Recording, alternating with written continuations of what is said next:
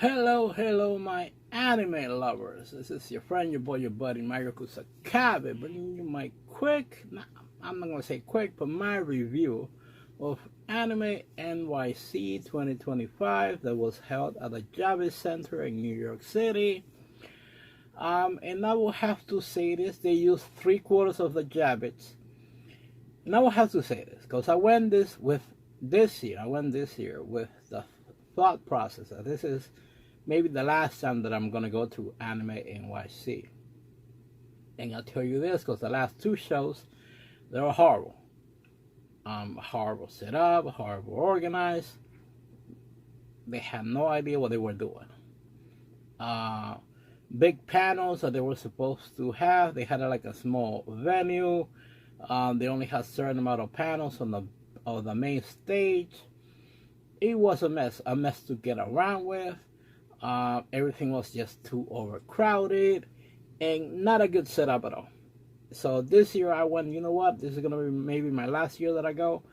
And this year they decided to do it 4 days. I'm like, I don't know. Because for 3 days I was like, oof. So, but I will have to eat some crow. Because actually this year was one of the better years. It was well organized, well set up to come in, well distributed where certain panels were separated. You had time to go from one big panel to another panel if you wanted to. I will say the early reservations were actually very helpful this year. You actually had chance to get them if you able to remember and get them. Simple as that. But overall, I will have to say it was a good show. Also very diverse when it came to the big vendors from High Dive, Crunchyroll, of course. The Viz Media was, I think, the biggest winner this year, and so on and so forth. It was actually really good.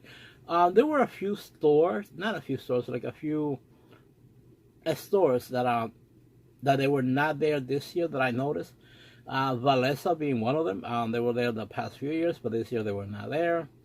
And they were missed. I would say because Valesa has some pretty unique anime style clothing, t-shirts, hoodies, and jackets, and they were truly missed.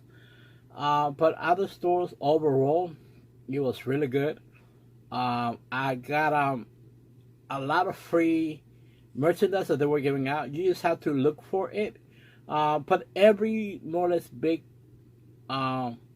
store or booth, every big booth, they had something free to give away. Whether they had it there just to give it away from certain time to time, or if you win a raffle, a competition, or whatever, they were giving a lot of free stuff. High Dive, the same thing. Crunchyroll store, the same thing. But yeah, it was actually pretty cool. It was really cool. I got some good free stuff. There was a lot more merchandise this year, a lot more variety. I got to enjoy a lot more of the Gundam booth. There was a lot of them this year, and I appreciated that. Also, the early screenings that they had from each day, it was actually a very good diverse. From Netflix, Sakamoto Days, Devil May Cry, Splinter Cell. What else? Blue Eye Samurai Season 2. And I will also have to say this. Their booth, when they had this on the main stage, it was really cool. Because they gave us like a big bag, like cardboard. Not cardboard box, but like a little stronger than paper. And they actually had a vinyl. I'm like, okay. I'm like, oh yeah, here, you want a free vinyl? Yeah, sure. But then I'm like, wait, are they actually like a vinyl record? But they actually had a vinyl record of the soundtrack of Blue Eye Samurai, which was fantastic, epic. Without that, their booth became the winner. Simple as that. They also have posters for Splinter Cell, Sakamoto Days. So it was a good spot. I will have to say this as well. High Dive did really good. They show a lot of good panels. A lot of early screenings, especially one of them with director Shinya Limo, showing, I'm sorry, Wrong. Uh, from Dusk Beyond, End of the World. That was a good anime. I'm not gonna front. I was not expecting that. It was fun. Also, Takopi's Original Sin, very strong, and director Shinya Limo was there explaining it. It's a very strong anime with a very strong adult subjects. It deals a lot with mental issues, with emotional scarring. It shows both sides of the story, but it's also popular certain elements. But it's actually a very surprising anime. I was very surprised. But again, I'm like, I will have to say this with this, no, the Viz booth. They were giving a lot of free stuff. And they were also very much more or less pimping and showing Rooster Fighter, which it will be released next year. Of course, if you guys heard me on this channel, you guys have heard on my channel. I have talked about Rooster Fighter for I think over a year already. Amazing manga. It's hilarious. It cracks me up. Just like Tojima wants to be a Kamen Rider, another funny one. So they actually showed the first episode of Rooster Fighter, and it looked fantastic. It looked epic. Yes, as comedic as the manga. So it was fantastic.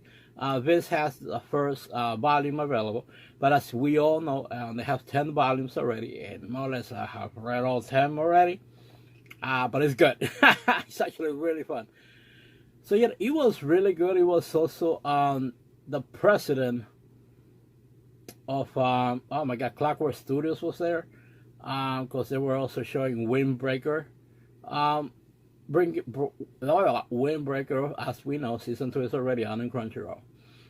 The voice of Sakura was there, Yumi Yoshida, and Akira Shimizu, the president, of course. So it was good. Like, this was a good con. I'm not gonna front. I actually was like, okay, this is good. One of the many things that I picked up, it was actually a Mega Charizard model kit. I'm like, you know what? You guys know I'm a huge Charizard fan. That's my Pokemon, simple as that. They had regular Mega Charizard, but they also have Black Mega Charizard, which I had to pick up the model kit as well. And guess what? I posted a picture. I sent it to my boy Martin. Well, to a group chat that I had with a few friends. He goes, bro, you need to get me that.